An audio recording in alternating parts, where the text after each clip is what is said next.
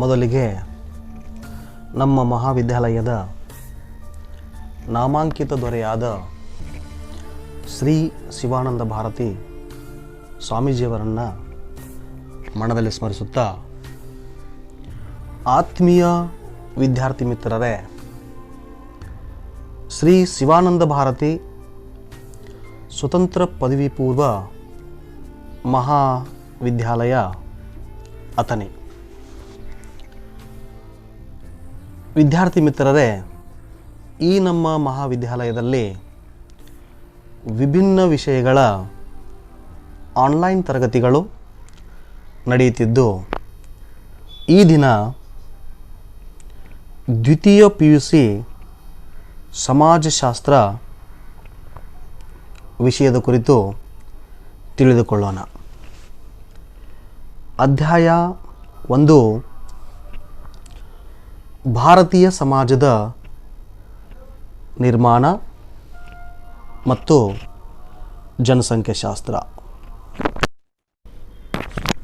ಈ ಅಧ್ಯಾಯದಲ್ಲಿ ಬರುವಂತಹ ಪ್ರಮುಖ ವಿಷಯ ವಸ್ತು ಏನು ಅಂತಂದರೆ, ಬಹುವಿಧದ ಸಮಾಜದ ಉಗಮ.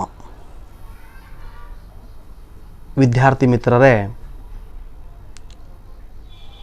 ನಾವು ನಮ್ಮ ಭಾರತೀಯ ಸಮಾಜವನ್ನು ನೋಡಿದಾಗ ಅದು ಬಹಳ ಸಂಕೀರ್ಣವಾದ ರಚನೆಯನ್ನು ಹೊಂದಿದೆ. ಅಂದರೆ ಭಾರತದಲ್ಲಿ ಕಂಡುಬರುವ ವಿಭಿನ್ನ ಧರ್ಮ, ವಿಭಿನ್ನ ಗ್ರಾಮಗಳು, ವಿಭಿನ್ನ ಜಾತಿಗಳು, ವಿಭಿನ್ನ ಕುಟುಂಬ, ಆ ಕುಟುಂಬಗಳ ಜೀವನ ಶೈಲಿ ಮತ್ತು ಆ ಕುಟುಂಬಗಳ ಮನೋಭಾವನೆ ಇನ್ನೂ ಇತ್ಯಾದಿ ವ್ಯವಸ್ಥೆಯಲ್ಲಿ ನಮ್ಮ ಭಾರತ ಸಂಕೀರ್ಣತೆಯನ್ನು ಹೊಂದಿದೆ. ನಮ್ಮ ಭಾರತ ಸರಿಸುಮಾರು 5,000 ವರ್ಷಗಳ ಹಿಂದೆಯೇ ಸಿಂಧೂ ನದಿಯ ದಡದ ಮೇಲೆ ಸಿಂಧೂ ನಾಗರಿಕತೆ ಅನ್ನೋದು ಅಸ್ತಿತ್ವದಲ್ಲಿರುವುದು ನಮ್ಮೆಲ್ಲರಿಗೂ ಕೂಡ ತಿಳಿದ ವಿಷಯ. ಈ ಹಿನ್ನೆಲೆಯಲ್ಲಿ ನಮ್ಮ ಭಾರತಕ್ಕೆ ಹಲವಾರು ಜನಾಂಗೀಯ ಸಮೂಹಗಳು ವಲಸಿಗರಾಗಿ ಬಂದು ನಮ್ಮ ಭಾರತದ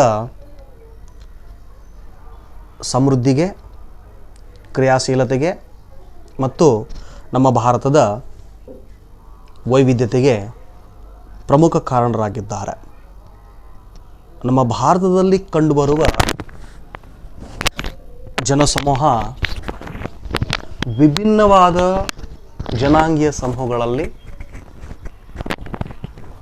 ಹಂಚಿಕೆಯಾಗಿರೋದನ್ನು ನಾವು ಕಾಣ್ತೀವಿ.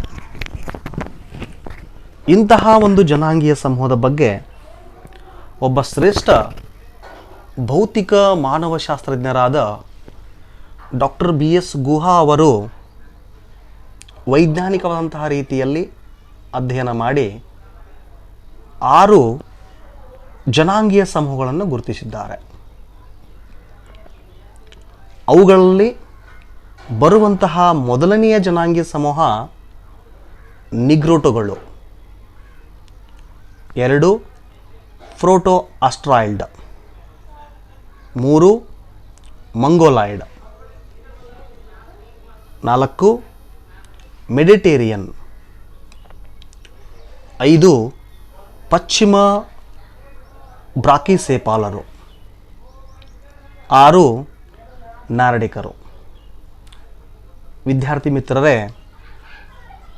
ಡಾಕ್ಟರ್ BS ಗುಹಾ ಅಂದರೆ ಬಿರಾಜ್ ಶಂಕರ್ ಗುಹಾ ಅವರು ಮೂಲತಃ ಮಾನವಶಾಸ್ತ್ರಜ್ಞರಾಗಿದ್ದು, ಇವರು ಭಾರತದಲ್ಲಿ ಕಂಡುಬರುವ ಜನಾಂಗೀಯ ಸಮೂಹಗಳ ಬಗ್ಗೆ ಅಧ್ಯಯನ ನಡೆಸಿ ಇವುಗಳಲ್ಲಿ ಮೊದಲನೆಯ 3 ಜನಾಂಗೀಯ ಸಮೂಹಗಳು ಭಾರತದ ಮೂಲ ನಿವಾಸಿಗಳೆಂದು ಗುರುತಿಸಿದ್ದು, ತದನಂತರ ಇನ್ನು 3 ಜನಾಂಗೀಯ ಸಮೂಹಗಳು ನಮ್ಮ ಭಾರತಕ್ಕೆ ವಲಸಿಗರಾಗಿ ಬಂದು ಭಾರತದ ವೈವಿಧ್ಯತೆಯನ್ನು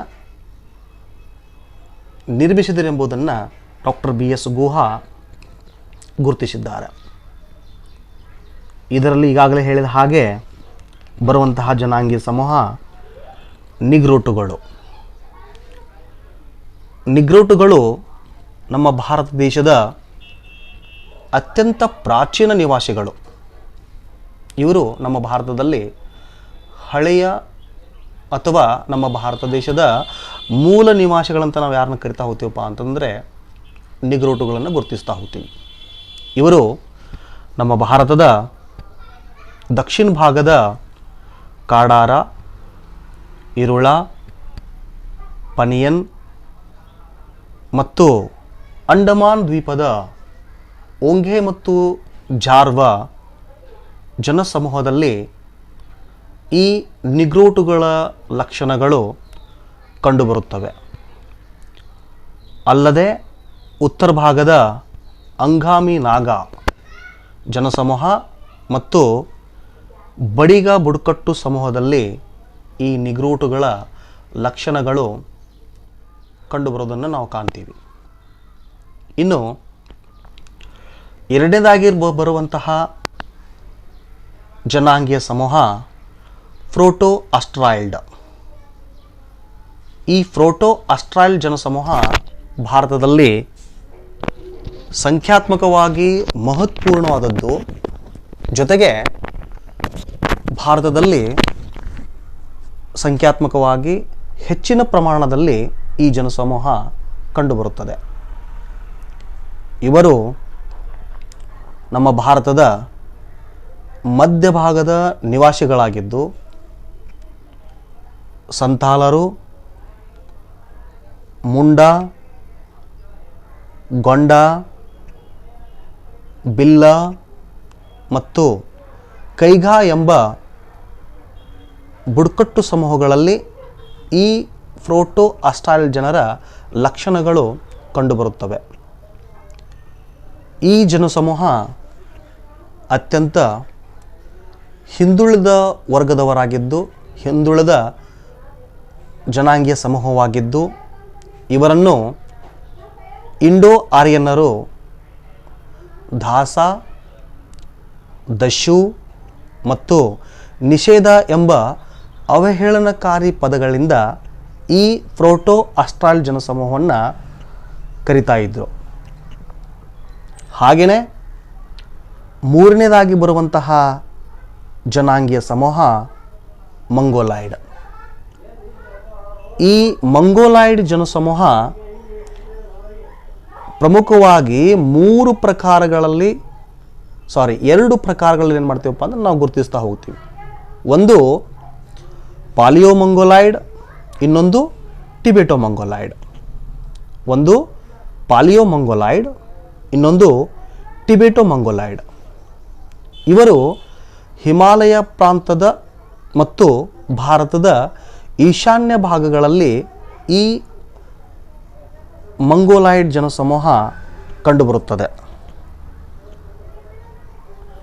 ಅಂದರೆ ಆಸಾಂ, ಪಶ್ಚಿಮ ಬಂಗಾಳ, ಮಣಿಪುರ, ತ್ರಿಪುರ ಮತ್ತು ನಾಗಾಲ್ಯಾಂಡ್ ಪ್ರದೇಶಗಳಲ್ಲಿ ಈ ಮಂಗೋಲಾಯ್ಡ್ ಜನಸಮೂಹ ಕಂಡುಬರುತ್ತಾರೆ.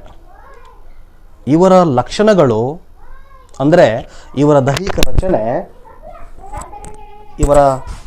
ದೈಹಿಕ ರಚನೆ ಅನ್ನೋದು ಕುಳ್ಳ ರಚನೆ ಮತ್ತು ಬಿಳಿ ಮೈಬಣ್ಣ ಮತ್ತು ತೆಳುವಾದ ಕೂದಲು ಹಾಗೂ ಚಪ್ಪಟೆಯ ಮೂಗು, ಈ ರೀತಿಯ ಲಕ್ಷಣಗಳನ್ನು ಮಂಗೋಲಾಯ್ಡ್ ಜನಸಮೂಹ ಹೊಂದಿದೆ. ಹಾಗೆಯೇ ನಾಲ್ಕನೇದಾಗಿ ಬರುವಂತಹ ಜನಾಂಗೀಯ ಸಮೂಹ ಮೆಡಿಟೇರಿಯನ್ನರು. ನೋಡಿ ವಿದ್ಯಾರ್ಥಿ ಮಿತ್ರರೇ, ಈ ಮೆಡಿಟೇರಿಯನ್ನರು ನಮ್ಮ ಭಾರತ ದೇಶಕ್ಕೆ ವಲಸಿಗರಾಗಿ ಬಂದಂಥವರು. ಇವರು ನಮ್ಮ ಭಾರತ ದೇಶದ ದ್ರಾವಿಡಿಯನ್ ಭಾಷೆ ಮತ್ತು ಸಂಸ್ಕೃತ ಭಾಷೆಗಳೊಂದಿಗೆ ನಿಕಟವಾದಂಥ ಸಂಬಂಧವನ್ನು ಹೊಂದಿದಂಥವರು. ಅಂದರೆ ಈ ಎರಡೂ ಭಾಷೆಗಳನ್ನು ಬಲ್ಲವರಾಗಿದ್ದರು. ಆದ ಕಾರಣ ನಮ್ಮ ಭಾರತೀಯ ಜನಸಮೂಹದ ಜೊತೆಗೆ ಹೆಚ್ಚು ಹೊಂದಿಕೊಳ್ಳಲು ಇವರಿಗೆ ಸಹಾಯಕಾರಿಯಾದಂಥದ್ದು. ಅಂದರೆ ಒಂದು ದ್ರಾವಿಡಿಯನ್ ಭಾಷೆ, ಇನ್ನೊಂದು ಸಂಸ್ಕೃತ ಭಾಷೆ. ದ್ರಾವಿಡಿಯನ್ ಭಾಷೆಗಳಂದರೆ ಯಾವುವು? ಒಂದು ಕನ್ನಡ, ತೆಲುಗು, ತಮಿಳು ಮತ್ತು ಮಲಯಾಳಂ. ಇವುಗಳನ್ನು ನಾವೇನು ಕರಿತಾ ಹೋಗ್ತೀವಪ್ಪ ಅಂತಂದರೆ ದ್ರಾವಿಡಿಯನ್ ಭಾಷೆಗಳಂತ ನಾವು ಕರಿತೀವಿ. ಈ ಮೆಡಿಟೇರಿಯನ್ ಸಮೂಹದಲ್ಲಿಯೂ ಕೂಡ ನಾವು ಪ್ರಮುಖವಾಗಿ 3 ಉಪಗುಂಪುಗಳನ್ನು ಕಾಣ್ತೀವಿ. ಒಂದು ಪೇಲಿಯೋ ಮಂಗೋಲಾಯ್ಡ್, 2 ಮೆಡಿಟೇರಿಯನ್ ಮತ್ತು 3ನೇದಾಗಿ ಓರಿಯೆಂಟಲ್. ಈ ಸಮೂಹದ ಪ್ರಮುಖ ಗುಣಲಕ್ಷಣ ಅಥವಾ ಆ ಜನರ ಶಾರೀರಿಕ ಲಕ್ಷಣವನ್ನು ನಾವು ನೋಡಿದಾಗ ಕುಳ್ಳ ರಚನೆಯನ್ನು ಹೊಂದಿರುವಂಥದ್ದು, ಅಂದರೆ ಗಿಡ್ಡದಾಗಿರುವಂಥದ್ದು. ಹಾಗೆಯೇ ಉದ್ದನೆಯ ತಲೆ, ಅವರ ತಲೆಯನ್ನು ನೋಡಿದಾಗ ಉದ್ದವಾಗಿರುವಂಥದ್ದು ಮತ್ತು ಸಪೂರವಾದಂತಹ ದೇಹವನ್ನು ಹೊಂದಿರುವಂಥದ್ದು, ಅಂದರೆ ತೆಳುವಾದಂತಹ ದೇಹವನ್ನು ಹೊಂದಿರುವಂಥದ್ದು. ಜೊತೆಗೆ ಕಪ್ಪು ವರ್ಣ, ಅಂದರೆ ಕಪ್ಪು ಬಣ್ಣವನ್ನು ಹೊಂದಿದಂಥ ಜನಸಮೂಹ ಯಾವುದಾಗಿರಪ್ಪ ಅಂತಂದರೆ ಈ ಮೆಡಿಟೇರಿಯನ್ ಜನಸಮೂಹದವರಾಗಿದ್ದಾರೆ. ಈ ಮೆಡಿಟೇರಿಯನ್ ಜನಸಮೂಹ ದ್ರಾವಿಡಿಯನ್ ಭಾಷೆಯನ್ನು ಮತ್ತು ಸಂಸ್ಕೃತ ಭಾಷೆಯನ್ನು ಬಲ್ಲವರಾಗಿದ್ದ ಕಾರಣದಿಂದಾಗಿ ನಮ್ಮ ಭಾರತದ ಸಿಂಧೂ ನಾಗರಿಕತೆಯ ಬೆಳವಣಿಗೆಯಲ್ಲಿ ಇವರ ಪಾತ್ರವೂ ಕೂಡ ಬಹಳ ಮಹತ್ವಪೂರ್ಣವಾಗಿರುವಂಥದ್ದನ್ನು ನಾವು ಕಾಣ್ತೀವಿ. ಅಂದರೆ ನಮ್ಮ ಭಾರತದ ವೈವಿಧ್ಯತೆ, ಸಮೃದ್ಧಿ ನಿರ್ಮಾಣ ಆಗಬೇಕಾದ್ರೂ ಕೂಡ ಈ ಮೆಡಿಟೇರಿಯನ್ ಜನಸಮೂಹದ ಪಾತ್ರವು ಕೂಡ ಬಹಳ ಮಹತ್ವದಾದಂಥದ್ದು. ಇನ್ನು 5ನೇದಾಗಿ ಬರುವಂತಹ ಜನಾಂಗೀಯ ಸಮೂಹ ಪಶ್ಚಿಮ ಬ್ರಾಕಿಸೇಪಾಲರು. ಇಲ್ಲಿ ಪಶ್ಚಿಮ ಬ್ರಾಕಿಸೇಪಾಲರನ್ನು ತೆಗೆದಾಗ ಇವರು ಪಶ್ಚಿಮ ರಾಷ್ಟ್ರಗಳಿಂದ ಬಂದಂಥವರಾಗಿದ್ದರು. ಅಲ್ಲದೆ ಯುರೋಪಿಯನ್ ರಾಷ್ಟ್ರಗಳೊಂದಿಗೆ ಜನಾಂಗೀಯ ಸಂಬಂಧವನ್ನು ಇವರು ಹೊಂದಿದ್ದರು. ಈ ಜನಸಮೂಹದಲ್ಲಿ ನಾವು 3 ಉಪಗುಂಪುಗಳನ್ನು ಕಾಣ್ತೀವಿ. ಎಷ್ಟು? 3 ಉಪಗುಂಪುಗಳನ್ನು ಕಾಣ್ತೀವಿ. ಒಂದು ಅಲಿಫ್ನಾಯ್ಡ್, 2 ದಿನಾರಿಕ್, 3 ಆರ್ಮೆನಾಯ್ಡ್. ಒಂದು ಅಲಿಫ್ನಾಯ್ಡ್, 2 ದಿನಾರಿಕ್, 3 ಆರ್ಮೆನಾಯ್ಡ್. ಇವರ ಲಕ್ಷಣಗಳು ಫಾರ್ಸಿ ಎಂಬ ಜನಸಮೂಹದಲ್ಲಿ ಇವರ ಲಕ್ಷಣಗಳು ಕಂಡುಬರ್ತಾವೆ. ಅಂದರೆ ನಾವು ನಮ್ಮ ಭಾರತದಲ್ಲಿ ಕಂಡುಬರುವಂತಹ ವಿಭಿನ್ನ ಧರ್ಮಗಳನ್ನು ಕಾಣ್ತೀವಿ. ಹಿಂದೂ, ಇಸ್ಲಾಂ, ಬೌದ್ಧ, ಕ್ರೈಸ್ತ, ಹೀಗೆ ಈ ಪಾರ್ಸಿ ಧರ್ಮವು ಕೂಡ ಒಂದೇ, ಪಾರ್ಸಿ ಜನಸಮೂಹವು ಕೂಡ ಒಂದೈತೆ. ಈ ಪಾರ್ಸಿ ಜನಸಮೂಹಗಳಲ್ಲಿ ಪಶ್ಚಿಮ ಬ್ರಾಕಿಸೇಪಾಲರ ಸಂಪೂರ್ಣವಾದಂತಹ ಗುಣಲಕ್ಷಣಗಳು ಎಂಬುದೇನಪ್ಪ ಅಂದರೆ ಕಂಡುಬರ್ತಾವ. ಇನ್ನು ಕೊನೆಯದಾಗಿ ಬರುವಂತಹ ಜನಾಂಗೀಯ ಸಮೂಹ ನಾರ್ಡಿಕರು. ನೋಡಿ, ಇವರನ್ನು ನಾವೇನು ಗುರುತಿಸ್ತಾ ಹೋಗ್ತೀವಪ್ಪ ಅಂದ್ರೆ ಆರ್ಯರು ಅಂತ ನಾವು ಗುರುತಿಸ್ತಾ ಹೋಗ್ತೀವಿ. ಈ ನಾರ್ಡಿಕರು ಅಂದರೆ ಆರ್ಯರು ಉತ್ತಮ ಆಯುಧ ಸಲಕರಣೆಗಳನ್ನು ತಿಳಿದವರಾಗಿದ್ದರು ಮತ್ತು ಭಾರತೀಯ ಸಂಸ್ಕೃತಿ ಮತ್ತು ನಾಗರಿಕತೆ ಬೆಳವಣಿಗೆಯಲ್ಲಿ ಇವರ ಪಾತ್ರ ಅತ್ಯಂತ ಗಣನೀಯವಾದಂಥದ್ದು. ನಾರ್ಡಿಕರು ನಮ್ಮ ಭಾರತಕ್ಕೆ ಬಂದ ನಂತರ ನಮ್ಮ ಭಾರತ ಮತ್ತಷ್ಟು ರೀತಿಯ ವೈವಿಧ್ಯತೆಗೆ ಮತ್ತು ಸಮೃದ್ಧಿಗೆ ಕಾರಣವಾಯಿತು ಎಂದರೆ ಇದರಲ್ಲಿ ತಪ್ಪಾಗಲಿಕ್ಕಿಲ್ಲ. ಇವರ ಒಂದು ಶಾರೀರಿಕ ರಚನೆಯನ್ನು ನೋಡಿದಾಗ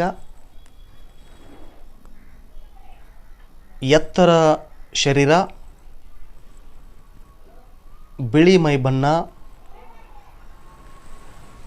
ನೀಲಿ ಕಣ್ಣುಗಳು ಹಾಗೂ ಇನ್ನೂ ಮುಂತಾದ ಗುಣಲಕ್ಷಣಗಳನ್ನು ಈ ಜನಸಮೂಹ ಹೊಂದಿರುವಂಥದ್ದನ್ನು ನಾವು ಕಾಣ್ತಾ ಹೋಗ್ತೀವಿ. ನೋಡ್ರಿ, ಒಟ್ಟಾರೆಯಾಗಿ ಹೇಳುವಂಥದ್ದು ಏನಪ್ಪ ಅಂತಂದರೆ ಲಾಸ್ಟ್ ಕೊನೆಯದಾಗಿ ಡಾಕ್ಟರ್ ಬಿ ಎಸ್ ಗುಹಾ ಗುರುತಿಸಿದಂತಹ ಈ 6 ಜನಾಂಗೀಯ ಸಮೂಹಗಳಲ್ಲಿ ಈಗಾಗಲೇ ಹೇಳಿದ ಹಾಗೆ ಮೊದಲನೆಯ 3 ಜನಾಂಗೀಯ ಸಮೂಹಗಳು ಭಾರತದ ಮೂಲ ನಿವಾಸಿಗಳು, ಅಂದರೆ ನಿಗ್ರೋಟುಗಳು, ಪ್ರೋಟೋ ಆಸ್ಟ್ರಾಯ್ಡ್ ಮತ್ತು ಮಂಗೋಲಾಯ್ಡ್. ಈ 3 ಜನಾಂಗೀಯ ಸಮೂಹಗಳು ಭಾರತದ ಮೂಲ ನಿವಾಸಿಗಳಾಗಿದ್ದರೆ, ತದನಂತರ ಬರುವಂತಹ ಜನಾಂಗೀಯ ಸಮೂಹಗಳು ಅಂದರೆ ಮೆಡಿಟೇರಿಯನ್, ಪಶ್ಚಿಮ ಬ್ರಾಕಿಸೇಪಾಲರು ಮತ್ತು ನಾರ್ಡಿಕರು ನಮ್ಮ ಭಾರತ ದೇಶಕ್ಕೆ ವಲಸಿಗರಾಗಿ ಬಂದಂಥವರು. ಹೀಗಾಗಿಯೇ ಡಾಕ್ಟರ್ ಬಿ ಎಸ್ ಗುಹಾ ನಮ್ಮ ಭಾರತವನ್ನು ಮಾನವ ಜನಾಂಗಗಳ ಸಂಗ್ರಹಾಲಯ ಅಂತ ಕರೀತಾರೆ. ಮಾನವ ಜನಾಂಗಗಳ ಸಂಗ್ರಹಾಲಯ ಅಂತ ಕರೀತಾರೆ. ನೋಡಿರಿ, ಈ ಪ್ರಶ್ನೆ 1 ಅಂಕದಲ್ಲಿ ಬರ್ತೈತಿ. ನಿಮಗೆ ಕೇಳ್ಬೋದು, ಏನಂತ ಕೇಳ್ತಾರಪ್ಪ ಅಂತಂದರೆ ಭಾರತವನ್ನು ಮಾನವ ಜನಾಂಗಗಳ ಸಂಗ್ರಹಾಲಯ ಅಂತ ಕರೆದವರು ಯಾರು ಅಂತ ಕೂಡ ಪ್ರಶ್ನೆ ಬರ್ಬೋದು. ಇದು ಯಾರಪ್ಪ ಅಂತಂದರೆ ಡಾಕ್ಟರ್ ಬಿ ಎಸ್ ಗುಹಾ. ಅಷ್ಟೇ ಅಲ್ಲದೆ ಈ ಜನಾಂಗೀಯ ಸಮೂಹವನ್ನು ನಿಮಗೆ 5 ಅಂಕದ ಪ್ರಶ್ನೆಯಲ್ಲೂ ಸಹ ಕೇಳ್ಬೋದು, ಇಲ್ಲ ಅಂತಂದರೆ 2 ಅಂಕದ ಪ್ರಶ್ನೆಯಲ್ಲೂ ಸಹ ಕೇಳ್ಬೋದು. ಅಂದರೆ ಯಾವ ರೀತಿಯಾಗಿ ಕೇಳ್ತಾರ? ಒಂದು ಏನಪ್ಪ ಅಂತಂದರೆ ಭಾರತದ ಅಥವಾ ಡಾಕ್ಟರ್ ಬಿ ಎಸ್ ಗುಹಾ ಗುರುತಿಸಿದ ಯಾವುದಾದ್ರೂ 2 ಜನಾಂಗೀಯ ಸಮೂಹಗಳನ್ನು ತಿಳಿಸಿ ಅಂತ ಕೂಡ ಪ್ರಶ್ನೆ ಬರ್ಬೋದು. ಅಂದರೆ ನಾವು ಇದರಲ್ಲಿ ಯಾವುದಾದ್ರೂ 1-2 ಜನಾಂಗೀಯ ಸಮೂಹಗಳನ್ನು ಬರಿಬೋದು. ನಿಗ್ರೋಟುಗಳಾಗಿರಲಿ, ಪ್ರೋಟೋ ಆಸ್ಟ್ರಾಯ್ಡ್ ಆಗಿರಲಿ, ಮಂಗೋಲಾಯ್ಡ್ ಆಗಿರಲಿ, ಮೆಡಿಟೇರಿಯನ್ ಆಗಿರಲಿ, ಪಶ್ಚಿಮ ಬ್ರಾಕಿಸೇಪಾಲರಾಗಿರ್ಬೋದು, ಇಲ್ಲ ಅಂತಂದರೆ ನಾರ್ಡಿಕರಾಗಿರ್ಬೋದು. ಅಂದರೆ ಈ 6 ಜನಾಂಗೀಯ ಸಮೂಹಗಳಲ್ಲಿ ನಾವು ಯಾವುದಾದ್ರೂ 2 ಜನಾಂಗೀಯ ಸಮೂಹಗಳನ್ನು ನಾವು ಬರೆದ್ವಿ ಅಂತಂದರೆ ನಮಗೆ 2 ಅಂಕಗಳು ಬರುವಂಥದ್ದು ಕೂಡ ಉಪಯುಕ್ತವಾಗಿರುತ್ತದೆ.